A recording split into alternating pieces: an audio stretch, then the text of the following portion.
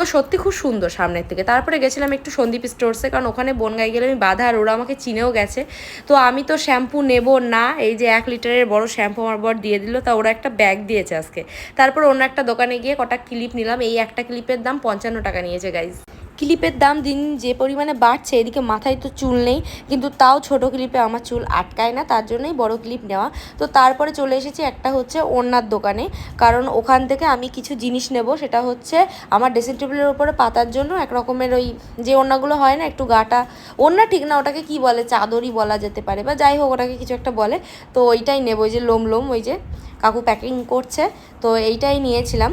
তো তারপরে এখানে আমি কিছু কেকের জিনিসপত্র নিয়েছিলাম, কারণ আমার অর্ডার ছিল। তো সেই সব জিনিসপত্র নিয়ে এই যে যাচ্ছি বাড়ির দিকে। তো বাড়ি যেতে যেতে তো ম্যান্ডেটরি চা খেতেই হবে।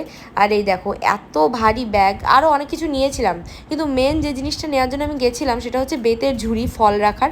তো সেটা না আমি একদমই পাইনি, তো অনলাইনে অর্ডার দিতে হবে। তো একটা টি টেবিল অর্ডার দেবো, আর হচ্ছে একটা বেতের ঝুড়ি অর্ডার দেবো ভাবছি ঘরের জন্য। তো তারপরে আমার ফেভারিট চকলেট চা চলে আসলো।